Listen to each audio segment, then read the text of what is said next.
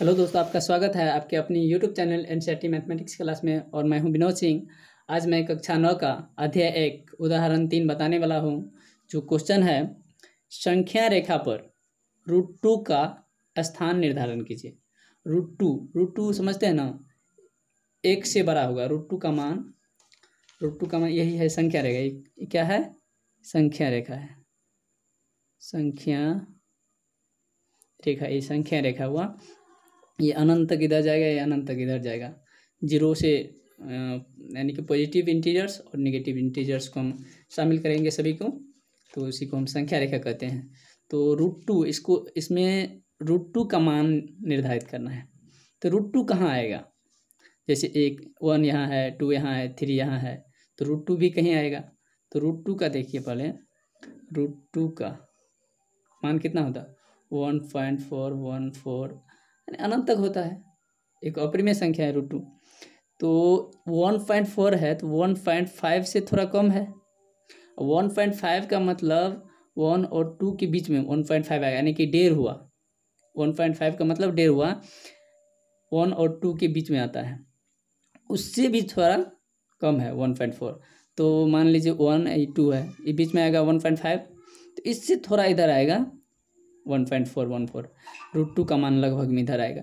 तो हमको दर्शाना है कि कैसे ये होता है √2 का, उस पर हम कैसे दर्शा सकते हैं। तो चलिए बनाते हैं स्केल का। तो पहले के उससे पहले आप पाइथागोरस प्रमेय को जानना होगा। पाइथागोरस प्रमेय, आप पहले पाइथागोरस प्रमेय को जानेंगे, उसके बाद ही समझ में आएगा ये। तो पाइथागोरस प्रमेय क्या होता है? ये कौन सा त्रिभुज है बे, बताइए।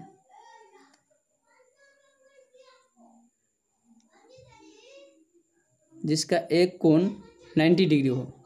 ये लंब हुआ, ये कितना डिग्री हुआ? 90 डिग्री। जैसे कि एक रेखा, एक सरल रेखा है, इस पे कोई कोण बनेगा, इस पे कोई कोण बनेगा तो कितना बनेगा? 180 डिग्री।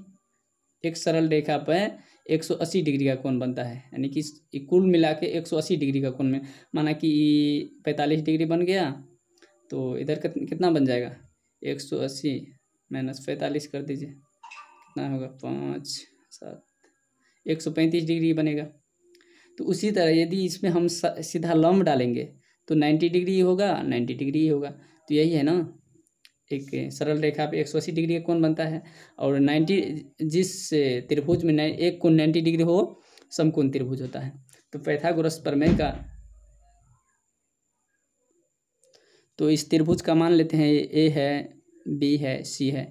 तो पाइथागोरस प्रमेय का कथन है कि AB² और BC² यानी कि दो भुजा का वर्गों का योग तीसरी भुजा का वर्ग का बराबर होता है। माना कि AB और BC, AB को जोड़ेंगे, एक भुजा AB हो गया और दूसरा भुजा BC हो गया, BC को जोड़ेंगे तो तीसरा भुजा का बराबर, तीसरी भुजा की बराबर होगा।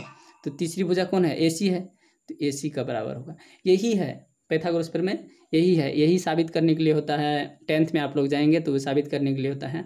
और समकोण त्रिभुज पूरा तो ट्रिगोनोमेट्री समकोणीय त्रिभुज है 10th में, और ये साबित करने के लिए पूछा जाता है 6.9 में होगा प्रमेय 10th में, जो कि एग्जाम में, बोर्ड एग्जाम में पूछा जाता है।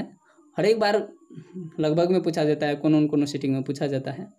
तो बहुत बढ़िया क्वेश्चन है कि पाइथागोरस प्रमेय क्या होता है।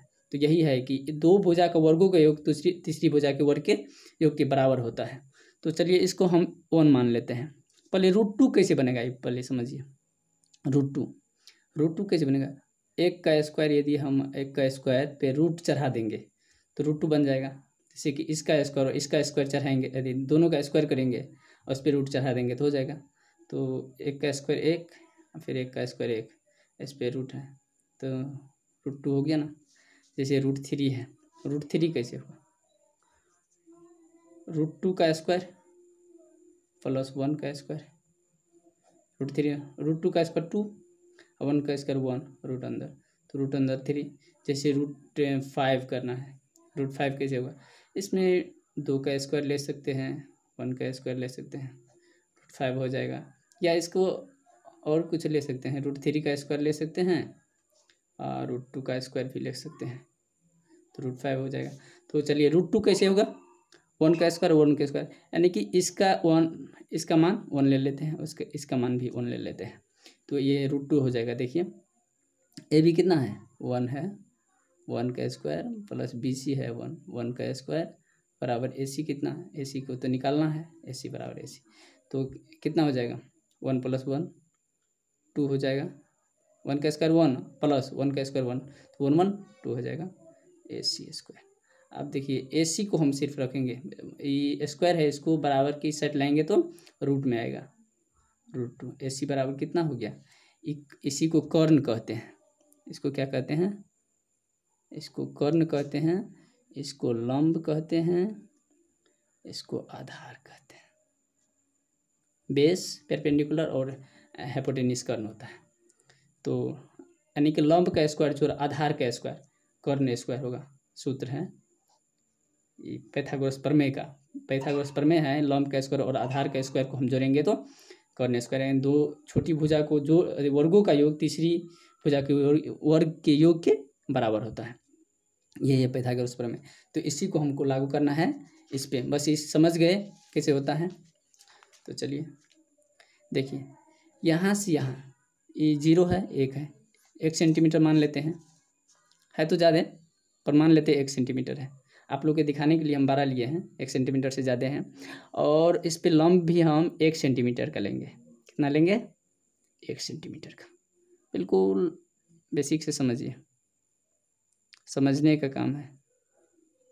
1 सेंटीमीटर लिए, अब देखिए ये क्या होगा, यही कर्ण हो जाएगा ना, ये क्या होगा, ये लंब हो गया 1 सेंटीमीटर, यहाँ से यहाँ आधार है 1 सेंटीमीटर, तो कर्ण कितना होगा 2 सेंटीमीटर, लंब का स्क्वायर और आधार का स्क्वायर कर्ण का स्क्वायर, तो 1 का स्क्वायर 1 का स्क्वायर रूट रहेंगे तो रूट 2 हो जाएगा।